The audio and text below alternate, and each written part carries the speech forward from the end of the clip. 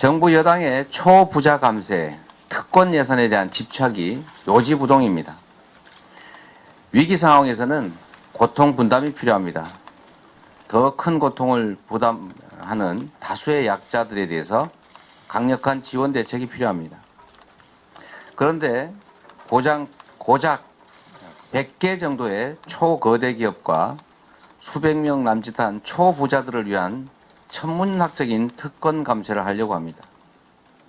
대다수 국민과 많은 기업들의 고통을 더는 데 정부의 역량을 투입해야 합니다. 그게 정부가 해야 할 일입니다. 정치가 있어야 할 곳은 다수 국민의 곁입니다. 정부 여당은 지금이라도 시대착오적인 초부자 감세 처리하기 바랍니다. 민주당은 정부 여당의 민생 발목 잡기에 굴하지 않고 국민 감세 3법 관철에 당력을 모으겠습니다. 국회 다수당으로서 주권자가 부여하는 권한을 국민을 위해 국가 발전을 위해서 제대로 사용하겠습니다. 대통령이 이상민 장관 해임 건의안을 끝내 거부했습니다. 국가의 제1의 책무인 국민의 생명과 안전을 지키지 못한 책임을 엄중하게 물어야 된다는 국민의 명령을 무시한 것입니다.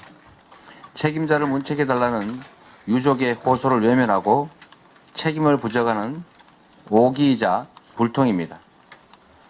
유족의 슬픔 앞에 작게라도 책임 있는 모습을 보이기 바랍니다. 국민의힘은 국민의 명령인 국정조사에 즉각 복귀하십시오. 참사 책임자 보호를 위해서 진상규명을 거부하는 것이 국정을 책임진 여당의 자세라 할 수 없습니다. 부끄러워해야 합니다. 끝내 국민의 뜻을 따르지 않는다면 야3당은 즉각 성력 없는 국정조사에 돌입해야 할 것입니다. 국민의 인내를 더 이상 시험하지 마시기 바랍니다. 주 52시간 노동제 문재인 케어를 폐지하겠다고 합니다. 좋은 정책에는 정치적 색깔이 있을 수가 없습니다. 국민의 삶을 조금이라도 낫게 하고 우리 사회를 한 발짝이라도 전진시킬 수 있다면 상대의 정책이라도 빌려 써야 합니다. 정부가 주 52시간 노동제와 문재인 케어 폐지를 사실상 공식화했는데 OECD 최장 수준의 노동시간 그리고 병원비 부담에 고통받는 국민의 짐을 덜기 위한 핵심 민생 정책을 뒤로 되돌리겠다는 것입니다. 전임 정부 정책이라 해서 색깔, 딱지를 붙여서 무조건 부정만 한다면 국정 성공은 불가능하고 그에 따른 고통은 우리 국민들의 몫이 될 것입니다.